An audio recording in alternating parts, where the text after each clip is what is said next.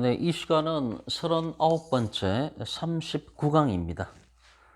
경매 EBC 교재를 마저 보도록 하겠습니다. 경매 EBC 교재 105페이지입니다. 105페이지. 105페이지에 맨 위에 사례 7번부터 다시 한번 보도록 하겠습니다. 저번 시간에 사례 7번을 봤던 것 같은데요. 다시 한번 보도록 하겠습니다. 자, 사례 7번. 1년으로 임대차 계약을 하고 주택을 임대를 했고요. 임대인이 임차인에게 기간이 만료되면 비워달라고 하니까 임차인은 주임법에 의해서 1년 계약해도 2년간 보장되기 때문에 집을 비울 수 없다고 한다. 서로 합의해서 1년 계약한 경우에 1년 기간으로 인정되는 것은 아닌가? 해설. 주임법 4조에서 임대차의 최단 존속 기간을 2년으로 보장하고 있다. 그렇죠. 이제 2년 미만으로 정한 계약은 2년으로 본다. 이렇게 명시가 돼 있죠. 주임법 10조에 의해서 이 법의 규정에 위반된 약정으로서 임차인에게 불리한 것은 효력이 없다라고 규정하여 편면적 강행 규정임을 선언하고 있다. 임차인이 주임법에 의해서 2년을 살겠다라고 주장을 했을 때 임대인은 임차인을 내보내기 어렵다. 이런 얘기입니다. 그래서 저번 시간에 얘기를 했는데 잠깐만 한 번 더 복습을 하고 들어가면요. 주택임대차보호법에는 그 2년이라고 하는 최소 2년을 보장하겠다라고 법에 명시가 돼 있죠. 그런데 양자 사이에 임대인과 임차인 사이에 1년짜리 계약서를 썼다 이런 얘기입니다. 잠깐만요. 줄이 자꾸 헝기네요.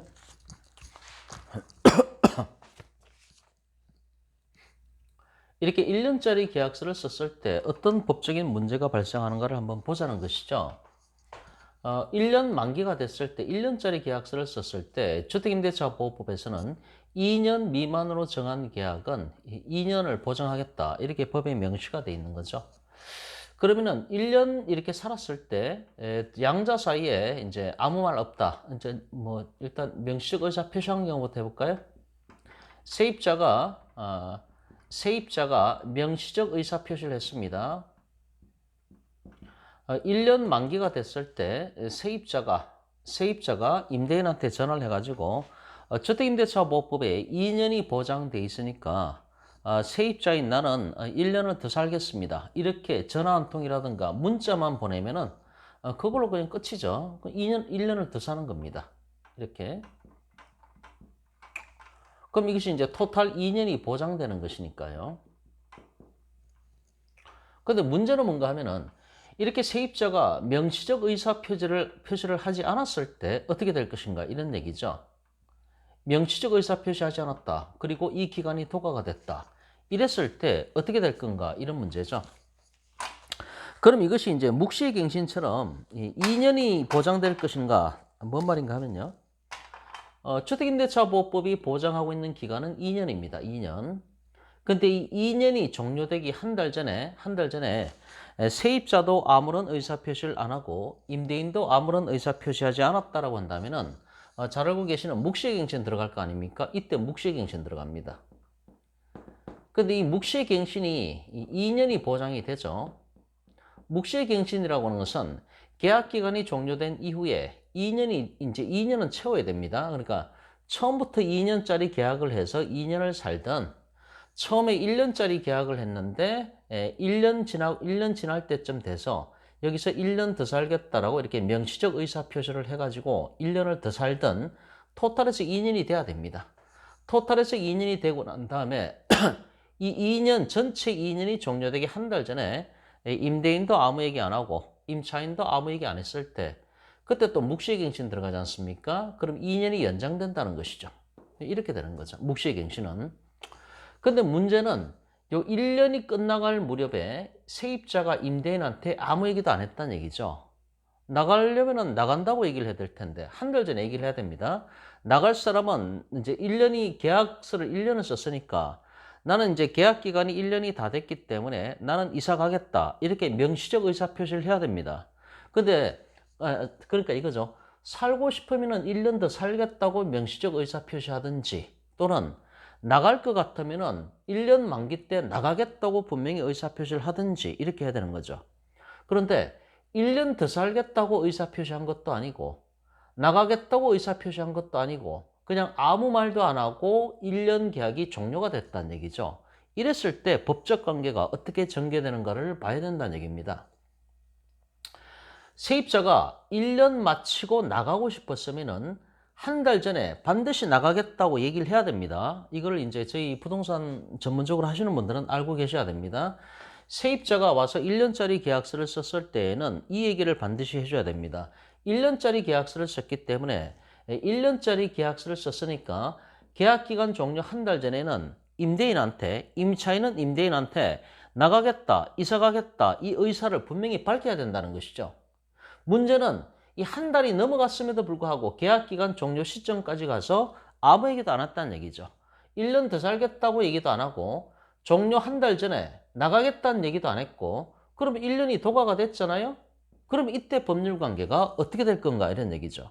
그러면은 1년이 끝날 시점에 세입자도 아무 얘기를 안 했고 임대인도 아무 얘기 안 했죠. 그럼 여기서 묵시갱신을 들어갈 수가 있겠는가 이런 얘기입니다. 결과적으로 묵시갱신이라는 것은 주택임대차보호법에서 보장하고 있는 2년 기간이 충족이 돼야 됩니다. 그러니까 처음부터 2년짜리 계약을 하든 1년짜리 계약을 썼을 때 이 1년이 끝날 때쯤 세입자가 1년 더 살겠다고 의사표시를 해서 1년이 연장돼 가지고 토탈에서 2년이 됐던 이 2년을 채워야 됩니다. 이 2년을 채워야 그 다음부터 묵시갱신 개념을 들어간다는 얘기죠. 이 경우는 1년밖에 안 됐는데 어쨌든 양자 간에 1년이 끝날 때 아무 얘기가 없어서 이 경우에도 묵시갱신을 적용할 건가 이런 얘기입니다. 그러면은 만약에 묵시갱신을 인정하게 되면 어떻게 되는 겁니까? 여기가 1년 살았죠, 그죠? 1년 살고 묵시갱신을 여기서 인정을 해버리면은 토탈에서 결과적으로 묵시갱신은 법에서 2년을 보장하고 있는 거니까 1 플러스 2가 되면은 3년을 살게 되는 겁니다. 그래서 이걸 갖고 대법원까지 올라가서 싸움이 붙었다는 얘기죠.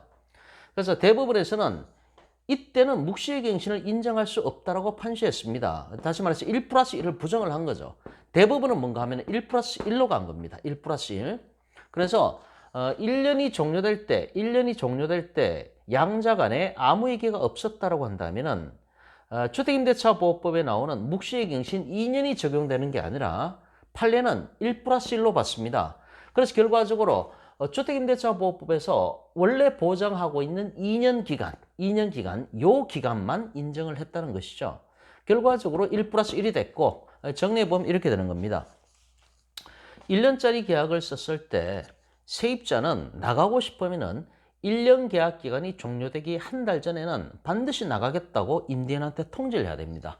이거를 부동산 하시는 분들은 실무를 하실 때 세입자가 1년짜리 계약서를 썼을 때에는 1년 계약이 종료되기 한 달 전에 반드시 건물주한테 나가겠다고 통지를 해야 된다고 그것을 세입자한테 분명히 알려줘야 됩니다. 만약에 세입자가 통지하지 않고 이 기간을 지났다고 했을 때는 대법원 판례에 의해서 1 플러스 1이 되기 때문에 좋든 싫든 세입자는 1년 더 살아야 됩니다. 좋든 싫든 살아야 됩니다. 맘대로 못 나갑니다. 그래서 대법원 판례는 1 플러스 1을 부정을 했고 결과적으로 1 플러스 1이 된다는 것이죠. 1 플러스 1. 그럼 결과적으로 세입자는 나가고 싶으면 1년 종료 한 달 전에 반드시 나가겠다는 의사표시를 해야 나갈 수가 있는 것이고 이 기간을 도과했다라고 했을 때는 대법원 판례에 따라서 1 플러스 1이 되는 거죠. 1 플러스 1이 나온 근거는 뭔가 하면은 주택임대차보호법에 보면은 계약 기간을 2년 미만으로 정한 경우에는 2년으로 본다라고 의제를 하고 있지 않습니까? 그랬더니 그 조문에 의해서 좋든 싫든 나머지 1년을 채워야 되는 것입니다. 그럼 세입자 입장에서는 나가고 싶었는데 1년 계약 기간이 종료되기 한 달 전에 나가겠다는 의사표시를 안 했기 때문에 울며 겨자 먹기로 1 플러스 1에 의해서 토탈에서 2년을 살아야 됩니다. 그럼 여기서 또 하나 문제가 되는 게 뭔가 하면은 묵시갱신 들어갔을 때 주택임대차보호법 조문에 따라서 이 2년이 연장이 되는데 이 2년 연장된 이 기간 이내에 세입자는 나갈 수가 있죠. 세입자가 나갈 수가 있는데 나가겠다고 의사를 통보한 날로부터 3개월이 지나야 나갈 수가 있지 않습니까? 주택임대차보호법에 이렇게 명시가 돼 있으니까. 다시 묵시갱신 들어가면 2년 연장이 되는데 묵시갱신 들어간 상태에서는 세입자는 나가고 싶으면 언제든지 나간다고 계약 해지 의사표시를 할 수가 있습니다. 그럼 나가겠다고 의사표시한 날로부터 석 달 뒤에는 나갈 수가 있습니다. 물론 계약 의사표시를 하고 바로 나가고 싶으면은 이 남은 석 달치, 왜냐하면 3개월 뒤에 나갈 수가 있는 것이니까요. 석 달치 월세를 내고 나가면 됩니다. 어쨌든 이 석 달은 임대인 입장에서는 이제 뭐 보증금이라든가 이런 거 준비할 시간을 주는 것인데, 석 달 뒤에 묵시갱신 들어간 상태에서 나가겠다고 의사표시가 상대방한테 도달한 날로부터 석 달 뒤에 나갈 수가 있는 것이고, 이 석 달치 월세는 어쨌든 다 내고 나가야 됩니다.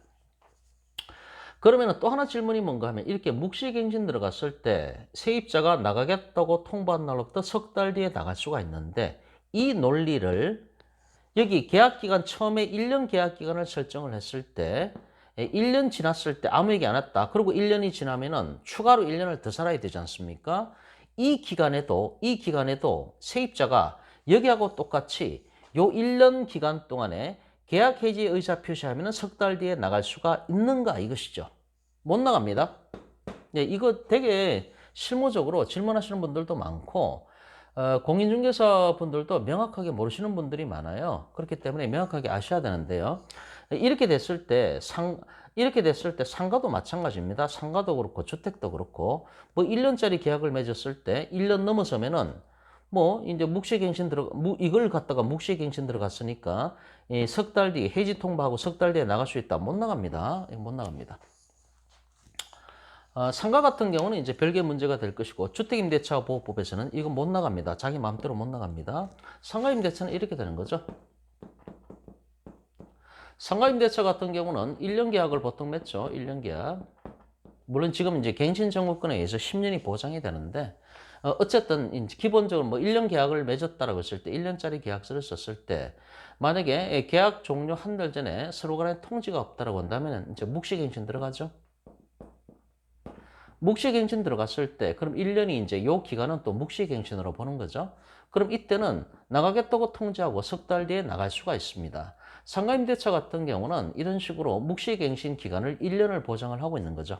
그런데 이 주택임대차 같은 경우는 기본 2년을 보장을 하고 있기 때문에 1년 계약을 맺고 그 다음에 아무 얘기 안 했을 때 그 다음에는 그냥 1년 연장해서 들어가는 겁니다.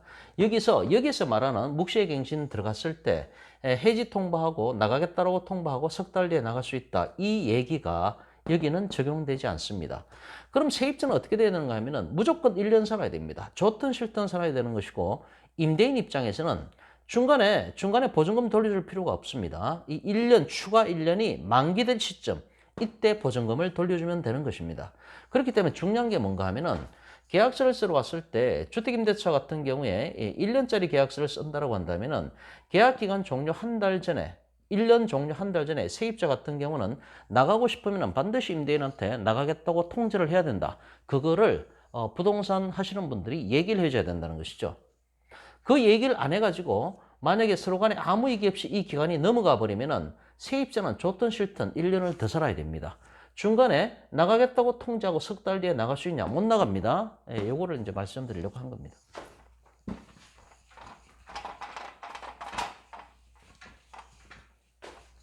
이 부분에 대해서 중개사분들이 명확하게 모르고 계시기 때문에 참 어떻게 표현해야 될지 모르겠는데요. 다들 잘못 알고 계시니까 잘못된 쪽으로 그냥 하세요. 보면은 잘못된 쪽으로 아까 이제 이런 거죠. 주택임대차에서 1년 계약을 맺었는데 이렇게 잘못 알고 계시는 경우가 너무 많아서요. 1년짜리 계약서를 썼는데 아까 말씀드렸듯이 세입자가 한 달 전에 나가겠다고 통지를 안 했어요. 그러면 추가로 그냥 1년을 더 살아야 됩니다. 1년을. 그리고 여기에서 만약에 나가겠다고 통보했다. 통보한 날로부터 석 달 뒤에 못 나갑니다. 묵시갱신 들어갔을 때는 나가겠다고 통보하고 석 달 뒤에 나갈 수가 있죠. 이건 법으로 보장하고 있는 것이니까. 그런데 이런 식으로 계약기간 1년 종료되기 한 달 전에 나가겠다고 통보를 안 했고 서로 간에 통지를 안 해갖고 2단계로 들어갔죠. 그러면 좋든 싫든 세입자는 1년을 더 살아야 됩니다. 그리고 임대인은 이 1년 기간이 만료됐을 때 보증금을 돌려주면 되는 것입니다. 그런데 여기처럼 이 기간 들어가서 1년짜리 계약서를 썼는데 그 다음 이 기간 들어가서 그냥 나가겠다고 통보하고 석 달 뒤에 나갈 수가 있다. 이렇게 알고 있는 중개사들이 너무 많습니다. 세입자들도 그런 줄 알고 이제 오는 사람들도 있고요. 못 나갑니다, 이거. 못 나갑니다. 나가고 싶으면은 이 1년치 월세를 다 내고 나갈 수는 있습니다. 그거는 뭐 임대인 입장에서는 손해볼 게 전혀 없죠. 나가고 또 빨리 딴 사람 받으면 되는 거니까. 못 나갑니다, 이거. 근데 여기서 나가겠다고 통보하고 석 달 뒤에 나갈 수가 있다. 이렇게 잘못 알고 있는 중개사분들이 너무 많기 때문에, 그리고 세입자분들도 그렇게 알고 있는 분들이 많기 때문에 그런 쪽으로 그냥 합의를 봐서 이렇게 일처리를 해버리세요. 근데 저희는 전문적으로 부동산을 하는 사람들이기 때문에 정확하게 알고 계셔야 된다는 것이죠. 그렇기 때문에 이제 결론적으로 제일 중요한 게 뭔가 하면은 1년짜리 계약서를 썼을 때는 임차인한테 1년 계약이 종료되기 한 달 전에 나가고 싶으면은 종료 한 달 전에 반드시 임대인한테 나가겠다고 통보를 해야 되고, 그 기간이 도가되면은 좋든 싫든 울며 겨자 먹기로 1년을 더 살아야 된다는 것이죠. 그거를 얘기를 해 주셔야 된다는 얘기입니다. 중개사분들도 이게 자꾸 헷갈리시나 봐요. 해지 통보하고 석 달 뒤에 나갈 수 있는 것은 2년 종료되고 나서 묵시갱신 들어갔을 때 여기만 해당되는 겁니다. 여기는 묵시갱신이 적용되는 게 아닙니다. 묵시갱신이 적용되는 게 아니기 때문에 여기 나오는 이 얘기도 여기에 못하는 겁니다. 여기서는 추가로 1년 연장되는 것은 묵시갱신으로 1년 연장된 게 아니고, 주택임대차보호법에 나오는 2년 미만으로 정한 계약은 2년으로 간주한다. 그 조문에 의해서 대법원 판례가 추가로 1년을 인정을 한 겁니다. 1 플러스 1이 되는 겁니다. 1 플러스 2는 부정을 했다라고 말씀을 드렸지 않습니까? 예전에 오프라인에서 제가 이제 스터디 진행할 때 그 대법원 판례까지도 제가 출력을 해서 그날 오신 분들은 제가 다 배포를 해드렸습니다. 그래서 요거는 이렇게 됐을 때는 1 플러스 1로 간다. 워낙 중요한 사안이기 때문에 저번 시간에 했지만은 조금 더 리바이벌을 했습니다. 자, 이게 이제 사례 7번이죠. 사례 7번. 그 다음 사례 8번을 봅니다. 사례 8번. 임차주택의 녹화되나 확인하겠습니다.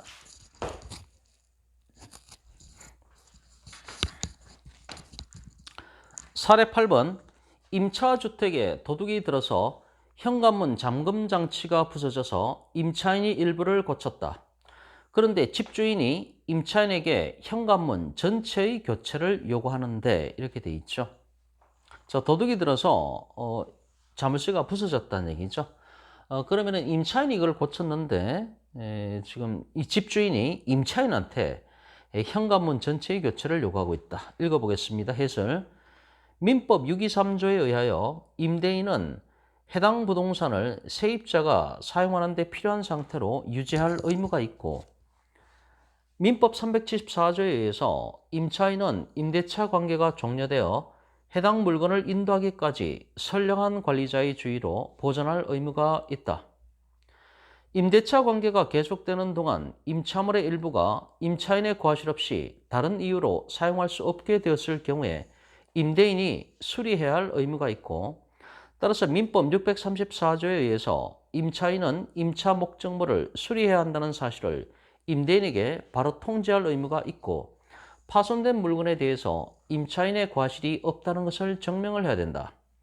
만약 임차인이 직접 수리를 했다면 민법 626조에 의해서 임차인이 목적물의 보존에 관한 필요비를 지출한 경우에는 임대인에게 비용 상환을 청구할 수가 있다. 이렇게 되는 것이죠.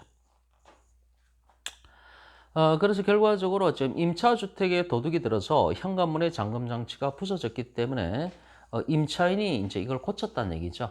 그럼 결과적으로 이것은 필요비라고 봐야 되겠죠. 일상생활에 꼭 필요한 걸 갖다가 임차인이 자기 비용을 들여서 수리를 했단 말이죠.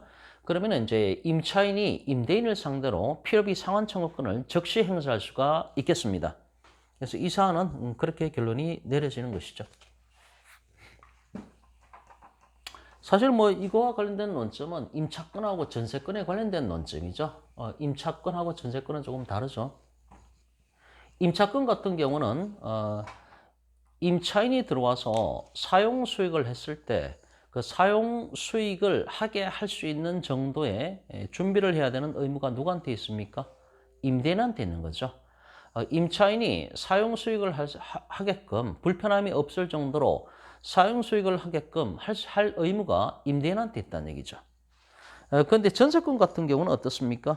전세권 같은 경우는 기본적인 것들은 전세권자가 다 해야 되죠. 뭐 형광등이 나갔다거나 이랬을 때, 그랬을 때는 전세권자가 그 형광등 사다가 자기가 갈아 껴야 됩니다. 그런 것들은. 사례 9번을 보겠습니다. 사례 9번. 계약 기간을 2년으로 정하여 임차를 했는데 임차인이 임대료를 3회 이상 체불하고 3번 안 냈네요. 행방이 묘연하다. 주택에 임차인의 짐이 그대로 남아있는데 임의로 짐을 치우고 다른 사람에게 세를 줄 수가 있겠는가? 자, 임차인과 협의 없이 임차주택에 들어가면 주거 침입죄의 발생 여지가 있다는 것이죠. 민법 640조에 의해서 건물 기타 공작물 임대차에는 임차인의 차임 연체액이 이기의 차임액에 달하는 때에는 임대인은 계약 해지할 수가 있다. 이렇게 되는 거죠. 그래서 지금 지금 3회 이상 체불했다라고 돼 있죠. 그러니까 이기의 차임액을 이미 그 이상으로 연체를 했기 때문에 임대인은 계약을 해지할 수가 있습니다. 자, 이 얘기가 나와 있는데 여기서 이기의 차임액에 달하는 때 임대인은 계약을 해지할 수가 있다. 이렇게 돼 있는데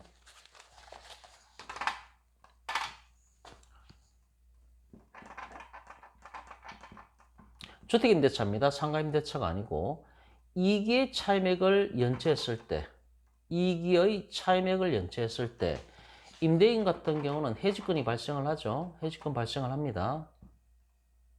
그런데 이 이기의 차임액을 연체했을 때 임대인은 계약 해지권이 있다는 것이 주택임대차보호법에 명문 규정이 있습니까?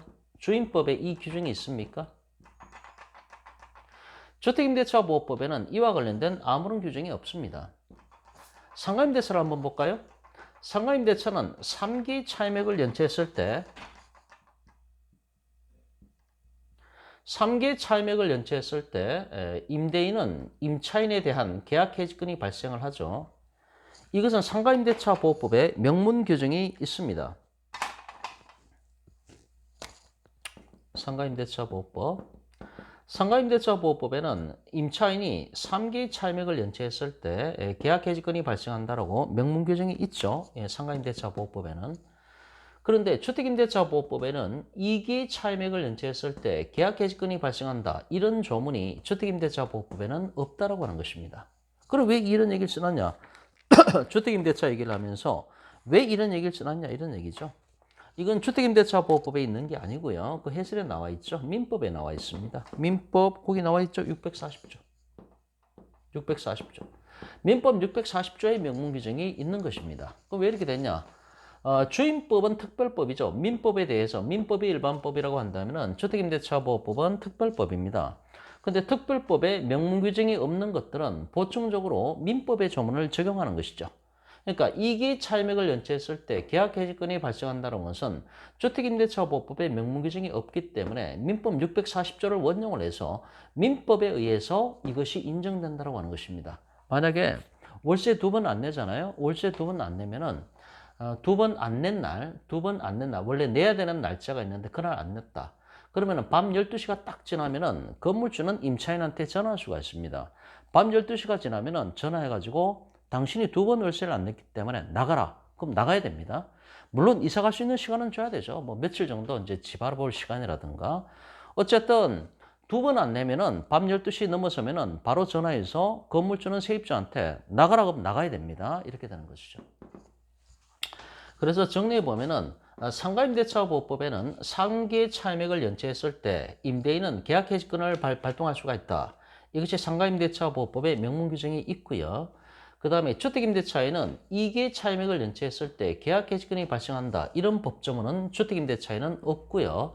민법 640조에 이 조문이 있죠. 민법 640조를 끌어당겨서 주택임대차에서 사용을 하고 있는 것입니다. 물론 이번에 며칠 전에 이제 상가임대차에 차임 연체 6번 안 내도 된다 그런 식의 개정법이 들어왔죠. 그거는 나중에 개정을 하고요. 사례 9번은 자, 이 논점이 있다는 것입니다. 넘어갑니다. 106페이지. 106페이지 메뉴에 해설 나오네요.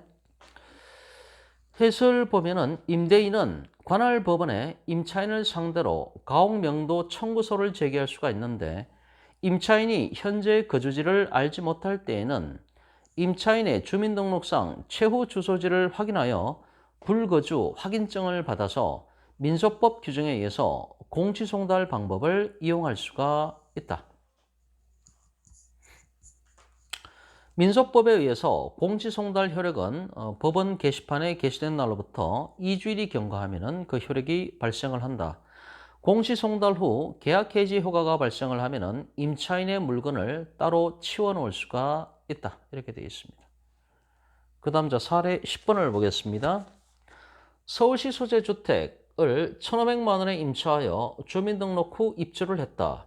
최근 등기부를 확인해 보니까 입주 전에 다른 임차인이 임차권 등기 명령에 의한 임차권 등기를 해놓고 이사간 것을 알게 됐다. 지금 이 주택은 근저당권자에 의해서 경매로 넘어갔고요. 소액 임차인으로서 보호받을 수가 있겠는가? 보호를 못 받죠. 임차권 등기 명령 제도에는 임차권 등기가 된 건물을 다른 세입자가 집은 비어 있으니까요. 앞에 있던 세입자는 임차권 등기 명령 신청을 하고 임차권 등기가 되는 걸 보고 이미 이사를 갔죠. 그러니까 그 집이 비어 있을 거 아닙니까? 그럼 제3자인 세입자가 들어왔을 때 집이 비어 있으니까 또 들어오겠죠.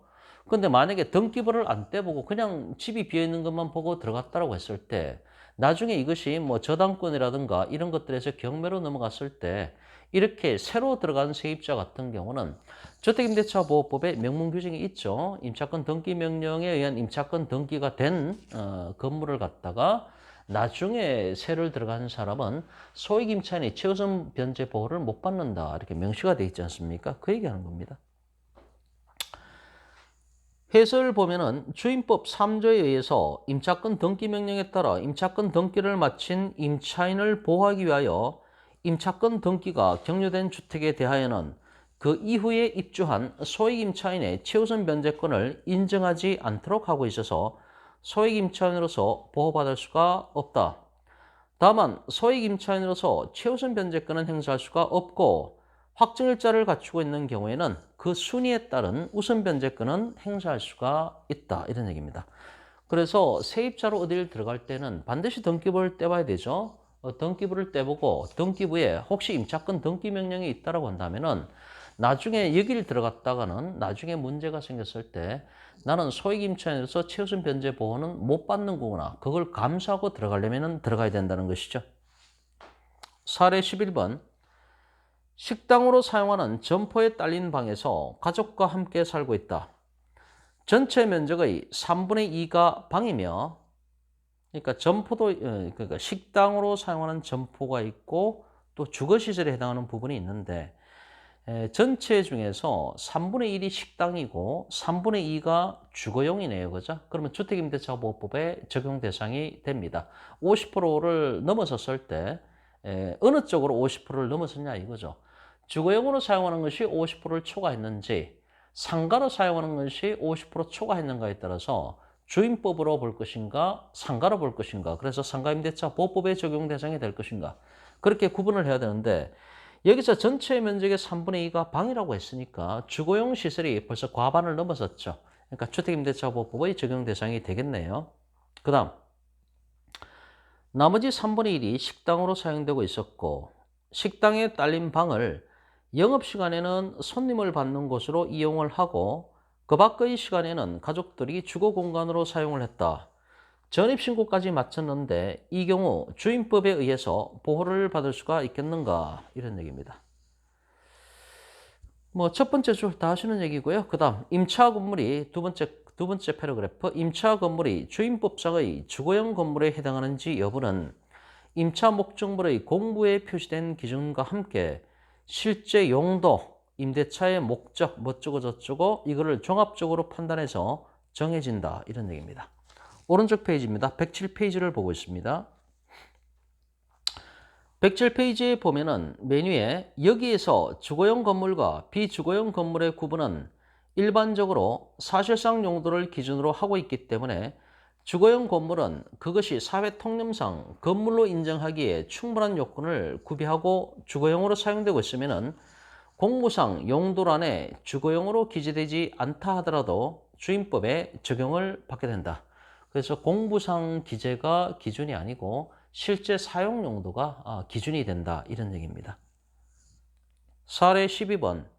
단독주택 옥탑에서 전세를 살고 있는데 이 옥탑방은 원래 옥상에 물탱크를 설치할 자리에 지은 건물로서 건축물 관리 대장이나 부동산 등기부에 등재되어 있지 않다. 그러면 이제 단독주택에 옥탑방이 있는데 이것이 등기부에 기재가 안 됐다는 얘기죠. 그리고 건축물 관리 대장에도 등재가 안 됐다는 얘기죠. 뭡니까? 불법 건축물이죠. 현재 이 주택에 대해서 경매가 진행 중이고 주민등록 전입신고와 확정일자는 받아두었지만은 옥탑도 주임법상의 보호를 받을 수가 있겠는가 이런 얘기입니다.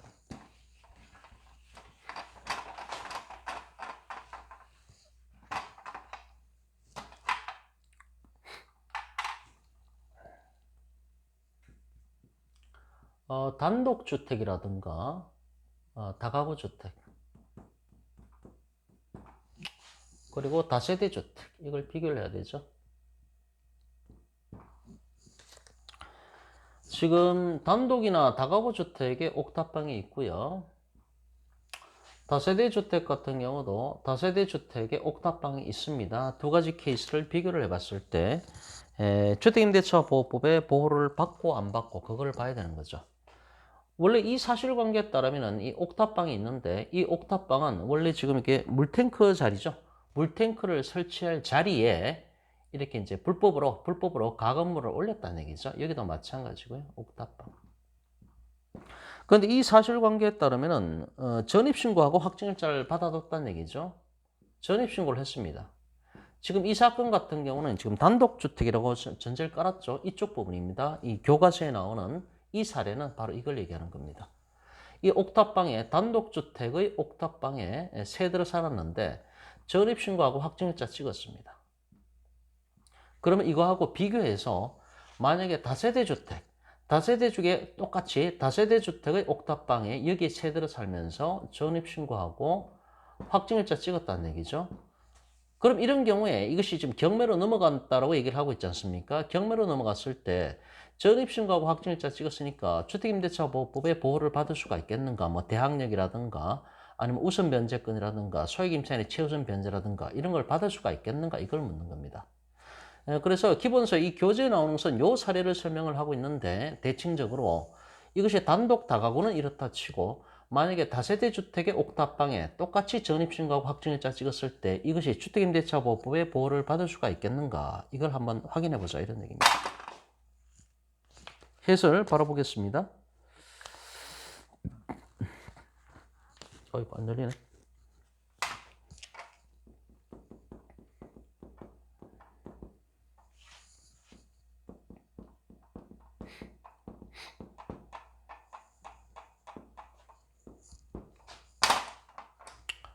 자, 결론은 단독주택이나 다가구 주택의 옥탑방 이것이 경매로 넘어갔을 때 주임법의 보호를 받는가 또는 다세대 주택의 옥탑방에 전입신고 확정일자 똑같이 찍었을 때 주임법의 보호를 받겠는가. 자, 이거는 실무적으로 좀 알고 계셔야 됩니다. 자, 해설 봅니다.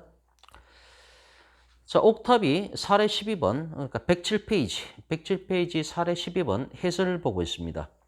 옥탑이 불법 건축물로서 행정기관에 의해서 철거될 수 있다 하더라도 이제 그것은 뭐 별개 문제니까 그거는 별개 문제로 얘기를 하고요. 해당 옥탑은 건물의 일부로서 경매 진행 시 경락될 것이다. 따라서 임차할 당시에 주거용으로서 형태가 실질적으로 갖추어져 있었고 계속해서 주거용으로 임차하여 사용되었다면 주임법에 의한 보호를 받을 수가 있다 이런 얘기입니다.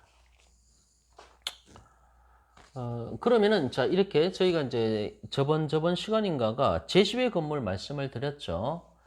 그러니까 이거죠. 제시외 건물이 뭔가에 대해서 말씀을 드렸습니다. 경매 정보지를 볼 때 제시외 건물이라는 것은 등기부 같은데 기재가 안 돼 있습니다. 등기부에 기재가 안 돼 있습니다. 근데 현장에 나가 보니까 뭐 그게 가건물이 됐든 어쨌든 불법 건축물이 됐든 제시외 건물 같은 경우는 등기부에는 기재가 안 돼 있는데 현장에 가보니까 있더란 얘기죠, 이렇게. 그러면은 이 단독 건물이니까 지금 이 사례는 단독 건물이니까 이 단독 건물이 경매로 넘어간단 말이죠. 이 단독 건물이 경매로 넘어가면은 이 옥탑방은 등기부에 기재가 되지 않은 제시외 건물인데 같이 경매로 넘어가냐 이런 얘기입니다. 지금 이게. 그럼 제시외 건물 등기하지 않은 거, 등기가 안 돼 있는데 가보니까 있더라. 이런 것들이 제시외 건물인데 이걸 설명드릴 때 어떻게 제가 설명을 드렸습니까? 이 제시외 건물은 또 두 가지로 나눠지죠. 경매에 포함된다. 또는 경매에 포함되지 않는다. 불포함. 이렇게 구분해서 말씀을 드렸죠. 실제 경매 정보지를 봐도 제시외 건물 칸을 보면은 맨 오른쪽에 보시면은 경매 포함 또는 불포함 이렇게 나눠져 있지 않습니까? 경매에 포함되는 것은 주로 이제 주물 종물 이론이 적용되는 겁니다. 주물이 경매로 넘어갈 때 그에 딸린 종물도 종물 이론에 의해서 같이 넘어가는 것이죠. 포함되지 않는다라고 명시가 되어 있는 것은 이때 이것은 법정 지상권의 문제를 따져야 된다라고 저번 시간에 제가 말씀을 드렸고요. 지금 여기 해설 같은 경우는 다시 해설의 첫 번째 줄 옥탑이 불법 건축물로서 행정기관에 의해서 철거될 수 있다 하더라도 해당 옥탑은 건물의 일부로서 경매 진행 시 경락될 것이다. 이 부분 같은 경우는 이 옥탑이 등기부나 대장의 기재가 없을 때 그건 바로 제시외 건물이 되는 거죠. 제시외 건물이 되는 경우에 경매에 포함되는 경우도 있고 불포함되는 경우도 있는데 이 저자분 입장에서 봤을 때는 아마도 포함될 것이다. 이렇게 이제 보는 거죠. 자, 이렇게 해서 이렇게 전제를 깔고 지금 이 문제를 풀고 있습니다. 이것도 경매로 같이 넘어갈 것이다. 그럼 여기 새 들어선 세입자 같은 경우는 주택임대차 보호법의 보호를 받아야만 소액임차인의 최우선 변제 보호도 받을 수가 있고 확정일자 찍었을 때 우선 변제권 싸움에도 들어갈 수가 있지 않습니까? 그래서 어떻게 될 거냐 물었을 때 결론적으로 주택임대차 보호법의 보호를 받을 수가 있다는 얘기입니다. 그럼 주임법의 보호 대상이 된다는 것이죠. 단독주택이라든가 다가구 주택의 경우에 그렇다는 얘기입니다. 그러면은 반대 해석을 했을 때 대칭적으로 다세대 주택의 옥탑방 같은 경우 똑같은 사례에 전입신고 확정일자 찍고 했을 때 이것이 주물이 경매로 넘어갔을 때 이 옥탑방 같은 경우도 같이 이제 경매로 넘어간다는 전제하에서 그러면은 여기서 새들어 사는 세입자는 주택임대차 보호법의 보호를 받을 것인가? 보호를 못 받습니다. 이것이 판례태도입니다. 판례태도. 이것도 판례고 이것도 판례입니다. 양쪽 다 알아두셔야 됩니다. 정리해 보면은 단독주택이나 다가구 주택의 옥탑방은 보호를 받고요. 다세대 주택의 옥탑방은 보호를 받지 못합니다. 주임법의 보호 대상이 아닙니다. 이것은 판례입니다. 판례. 판례가 나왔을 때는 그 판례 원문을 읽어보면은 뭐 다양한 근거를 제시하고 있죠. 다양한 근거를 제시하고 있는데 여기서도 전입신고하고 이제 확정일자를 찍었는데 여기도 물론 이제 뭐 전입신고하고 확정일자 찍었다는 전제하에서 이 단독주택 같은 경우는 이 단독주택이니까 단독주택이나 다가구 주택은 이 건물의 소유권자는 한 사람이죠. 한 사람입니다. 그런데 다세대 주택 같은 경우는 이것이 말 그대로 다세대 주택이기 때문에 예를 들어서 이것이 뭐 5층짜리 건물이라고 했을 때 그러면 101호, 102호, 103호 이런 식으로 이제 이렇게 각각 구분 등기죠. 101호도 등기를 해야 되고 102호도 등기를 해야 되고 뭐 103호도 등기를 해야 되고 501호도 등기를 해야 되고 502호도 등기를 해야 됩니다. 다세대 주택이라는 것은 말 그대로 소유권자가 각각 있는 거죠. 각각. 다세대 주택은 공동주택이지 않습니까? 공동주택, 아파트, 연립, 다세대 이런 것들. 공동주택 같은 경우는 각각 구분 등기를 하는 거죠. 소유권자가 별도로 있습니다. 자, 이렇게 각각 별도로 구분 등기를 해야 되는데 이 옥탑방 같은 경우는 불법 건축물이죠. 불법 건축물이니까 이거 등기할 수 있습니까? 없습니까? 등기 못 하잖아요. 등기 못 했기 때문에 아예 이제 등기를 안 한 거죠. 등기 자체가 불가능하니까 등기를 안 한 거죠. 그죠? 그랬을 때 이 불법 건축물은 주택임대차보호법의 적용 대상이 아니라는 얘기죠. 왜냐하면은 등기소에 있는 그 등기부 현황을 보면은 적을 수 있는 칸이 100일로부터 500일, 502, 503호까지만 적게 돼 있죠. 그죠? 그럼 이것은 옥탑방 같은 경우는 불법 건축물입니다. 그렇기 때문에 이 불법 건축물에 세를 들어갔을 때 이것은 보호하지 않는다. 이것이 이제 대부분 판례의 논리가 되는 것이죠. 그렇기 때문에 다세대 주택의 옥탑방 같은 경우는 이것이 어떤 식으로 뭐 전입신고를 했다 하더라도 이 전입신고를 그 담당 공무원이 몰라서 잘못 받아줬을 수도 있죠. 어떻게 전입신고합니까? 등기부에는 101호, 102호, 103호, 501, 502, 503까지만 거기 전산화가 돼 있는데 어떻게 이걸 전입신고를 하겠습니까? 전입신고 했다 하더라도 담당 공무원이 뭔가 착오를 하거나 실수가 있어서 어쨌든 전입신고 됐다 하더라도 대부분 판례 입장은 이러한 옥탑방은 이 등기부상에 들어가는 게 아니니까 보호를 해주지 않겠다 이런 얘기입니다. 그럼 다가구 단독주택이나 다가구 주택은 왜 옥탑방이 주택임대차보호법의 보호를 받냐라고 하는 것은 이것은 단독주택이랑 다가구 주택이라는 것은 이 건물 전체가 여기하고 구조가 똑같다고 했을 때 예를 들어서 여기도 101호, 102호, 뭐 103호, 여기도 501호, 502호, 503호. 다가구 주택의 대표적인 것들이 어떤 겁니까? 원룸 건물이죠. 원룸 건물 같은 경우에 101호, 원룸 102호, 뭐 원룸 501호 되지 않습니까? 이렇게 돼 있을 때 옥탑에 불법 건축물이 있었다. 이렇게 됐을 때 그러면은 단독주택이라든가 다가구 주택, 특히 다가구 주택 같은 경우는 어떻게 됩니까? 여기 다세대 주택, 즉 공동주택 같은 경우는 뭐 등기하거나 뭐 전입신고하거나 했을 때 어떻게 됩니까? 번지수하고 동호수까지 다 들어가지 않습니까? 예. 번지수하고 몇 번지에 몇 동, 몇 호까지 명시를 해야 되죠. 근데 이거는 명시 못 하잖아요? 불법 건축물이니까. 그러니까 보호를 못 받는다는 얘기고. 근데 다가구 주택, 단독주택이나 다가구 주택은 뭡니까? 번지수만 해도 되잖아요. 예. 여기는 동호수 개념이 원래 없죠. 등기부상에. 이거는 번지수만 기재해도 보호를 받는 거죠. 여기 원룸 건물, 다가구 주택의 대표적인 예가 원룸이죠. 이 원룸 건물에 101호. 이거 저도 원룸에서 오래 살아봤지만은 이 원룸 같은 경우에 전입신고하러 갔을 때 번지수만 되면 되지 무슨 이게 등기부상으로 이게 구별된 게 아니잖아요. 등기부상에 101호, 102호, 뭐 501호, 502호 따로 있습니까? 그게 아니잖아요. 이 전체 건물의 소유권자는 그냥 한 사람입니다. 가별하는 사람 한 사람이죠. 그러니까 여기에 세입자로 들어갔을 때, 뭐 여기에 세입자로 들어갔을 때 번지수만 기재를 해도 전입신고 받지 않습니까? 마찬가지로 옥탑이라고 했을 때 여기에 대해서 전입신고 가능하겠죠. 예. 그래서 이제 이런 경우에는 번지수만 기재를 해도 어차피 이 사람들도 다 보호 대상이니까 얘도 보호를 해주겠다 이런 얘기입니다. 그러나 다세대 주택 같은 경우는 이 구분 등기, 각각 등기의 대상이 되는 거고 얘는 원래 등기부에도 못 들어가잖아요. 그죠? 어떤 경우로 공무원이 착오를 해서 뭐 전입신고가 어떻게 됐다 하더라도 얘는 보호를 해주지 않겠다는 얘기입니다. 정리해 보면은 결론적으로 이런 논리를 이제 판례가 펴고 있는 거죠.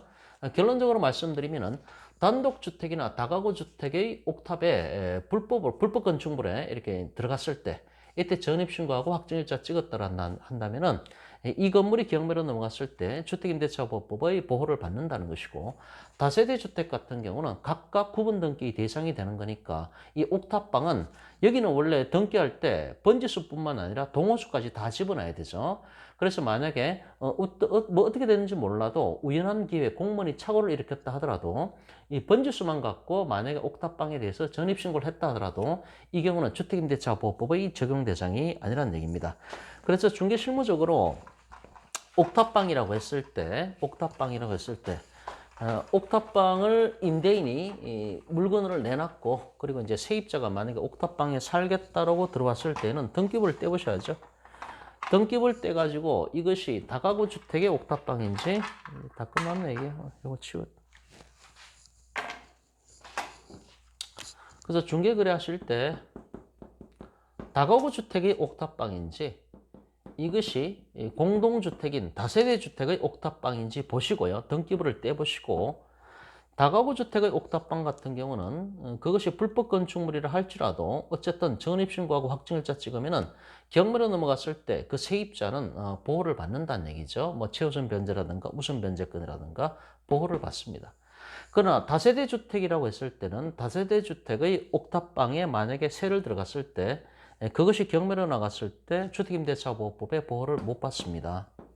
이거를 알고 계셔야 되고요. 중개실무적으로 알고 계셔야 되고 방을 얻으러 오면은 옥탑방을 얻으러 오면은 분명히 얘기를 해줘야 됩니다. 얘기를 해주고 특약사항에다가 중개사는 이 논점에 대해서 특히 이제 이거는 문제될 게 없겠죠. 보호를 받으니까. 다세대 주택의 옥탑방을 중개거래 하셨을 때는 그 얘기를 하셔야 됩니다. 이것이 불법 건축물임을 들어가는 세입자가 중개사가 설명을 했기 때문에 세입자가 인지를 했다는 거. 그리고 이로 인해서 중개사는 아무런 법적 책임을 지지 않는다. 이런 식으로 특약사항에 집어넣어야 되죠. 그래야 중개사가 면책이 됩니다. 자, 이게 헷갈리면요. 다가구 주택은 오케이. 다세대 주택은 안 되는 거죠. 여기서 다가구 할 때 가짜가 있으니까 가능하다, 주임법의 보호를 받는다 이렇게 그냥 기억하십시오. 녹화되는지 확인하겠습니다. 조금 더 할 수 있겠네.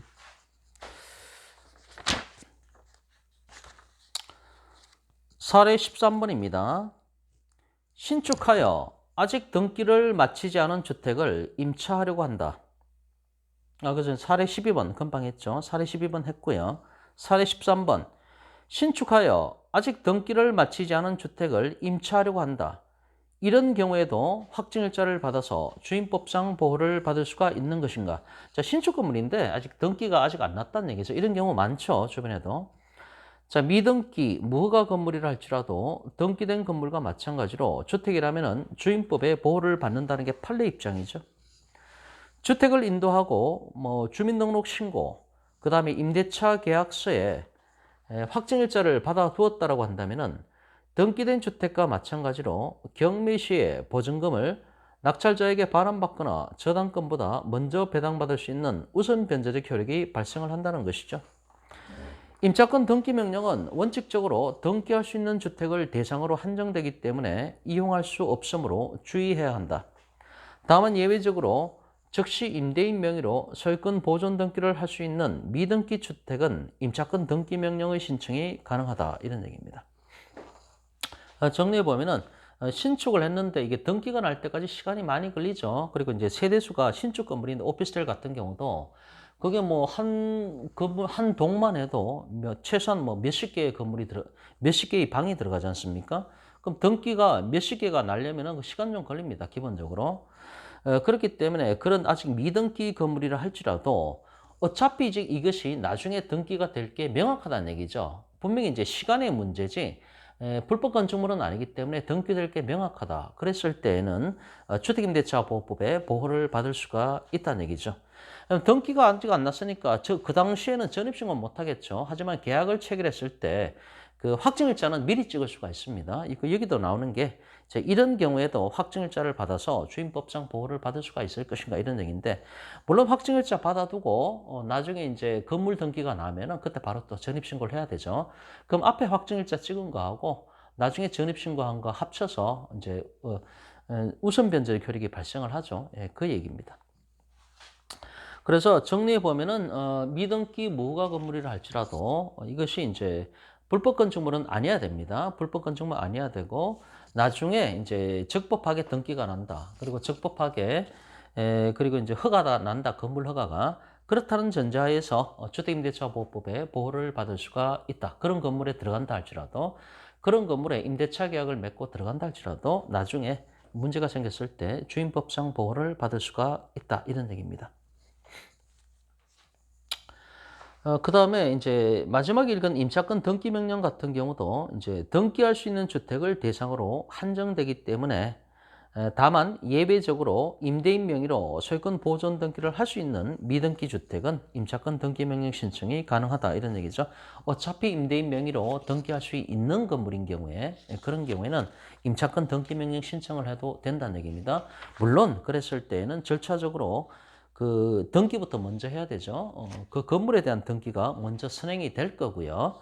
그 다음에 이제 임차권 등기 명령이 등기부에 기재가 되겠죠. 그 순서를 따르게 됩니다. 사례 14번. 신축한 연립주택이 108페이지 하고 있습니다.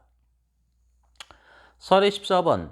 신축한 연립주택이 나동 301호라고 계약서에 쓰고 전입신고를 마쳤는데 후에 준공검사를 마치고 건축물 관리 대장에 B동 301호로 등재가 되었다는 얘기죠. 이러한 경우에 대항력을 규정할 수가 있는가 이런 얘기입니다. 해설, 주소가 틀린 경우에는 주임법의 보호를 받지 못한다. B동 301호로 정정한 날에 다음 날로부터 대항력을 인정받을 수가 있다 이런 얘기입니다. 그래서 안타깝지만은 이제 나동 301호라고 계약서에 썼다는 얘기죠. 그런데 건축물 관리 대장에는 B동 301호로 돼 있다라고 한다면은 보호를 못 받는다는 얘기죠. 그래서 이제 빨리 정정을 해서 B동 301호로 정정한 날에 다음 날로부터 대항력을 인정받을 수가 있다 이런 얘기입니다. 자, 이거 같은 경우도 동호수가 나와 있죠. 뭡니까? 연립주택이라고 전제를 깔았지 않습니까? 단독주택이나 다가구 주택 같은 경우는 집원만 기재하면 되지만은 여기서 나오는 뭐 아파트, 연립, 다세대 같은 공동주택 같은 경우에는 집원뿐만 아니라 즉 번지수뿐만 아니라 동호수도 정확하게 기재를 해야 한다는 것이죠. 사례 15번. 임차주택에 살다가 잠시 주민등록만 잠시 이전했다가 다시 전입을 해왔다. 그럼 임차주택에 살다가 거기 주민등록 전입신고를 뺐다는 얘기잖아요. 전입신고를 빼면은 대항력 상실하죠. 나중에 다시 전입신고를 했으면은 그때로부터 뭐 이길 영시부터 대항력이 발생을 하고 그 다음에 우선 변제권도 그때부터 다시 발생을 하는 거죠. 그런데 주민등록을 이전한 사이에 건저당이 들어왔고요. 이 사실을 모른 채 1년이 지난 어느 날 경매가 된다는 통지를 받았다. 이 경우 낙찰자에게 대항력을 주장할 수가 있겠는가? 해설. 주택의 점유와 주민등록이라는 대항력권은 대항력 취득 이후에 계속 유지하고 있어야 효력이 있다. 재전입한 시점부터 새로 대항력을 취득한 것으로 보고 재전입 시점보다 먼저 건저당권이 설정되었다면 후순위가 되기 때문에 낙찰자에게 대항할 수가 없다. 그러나 임차인만 주민등록을 일시 다른 곳으로 옮기고 가족의 주민등록을 그대로 두었다면 처음 주민등록을 마친 다음 날에 대항력을 갖춘 것이 되어서 그 이후에 설정된 건저당권 실행에 의해서 경매가 진행되더라도 낙찰자에 대해서 대항력을 주장할 수가 있다. 이 논점은 저번에 했던 그 세대 합과 논점에 나오는 관련된 논점이죠. 그래서 임차인만 주민등록을 일시로 옮겼다는 얘기죠. 임차권자, 계약의 당사자가 A라고 했을 때 이 사람이 임차권자, 계약서상의 임차권자입니다. 이 사람이 이제 아빠. 그 다음에 이제 와이프 되시는 분도 있겠죠. 그 다음에 뭐 이제 C, D, 자녀들도 있겠죠. 자녀 이렇게 됐을 때. 이렇게 다 전입신고를 만약에 들어갔다고 했을 때 이 계약의 당사자이자 임차권의 주체가 되는 A라는 사람이 나중에 뭐 부산으로 이제 전출을 합니다. 그렇다 할더라도 그 부산으로 전출한 다음에 뭐 몇 달 뒤에 다시 전입신고를 한다 이렇게 될 수가 있겠죠. 이런 경우를 할지라도 이런 경우 실생활에서 많습니다. 그래서 이런 경우에 임차권자, 계약의 주체인 임차권자가 전출을 한다 하더라도 나머지 BCD가 그대로 전입신고가 남아있다고 한다면은 그리고 나중에 이 아빠가 나중에 몇 달 뒤에 다시 전입신고 한다 하더라도 BCD의 전입신고가 계속 유지되고 있다고 한다면은 BCD가 계속 유지되고 있다고 한다면은 이 전체 다가 빠진 게 아니니까 판례 입장은 ABCD가 다 빠진 건 아니기 때문에 기존에 애초에 취득한 대항력이라든가 우선 변제권 이런 것들은 그대로 유지가 된다는 것이 판례 입장입니다. 계약자 혼자만 빠진 거지 가족들도 빠진 건 아니잖아요. 그 얘기가 맨 마지막에 나오는 것입니다.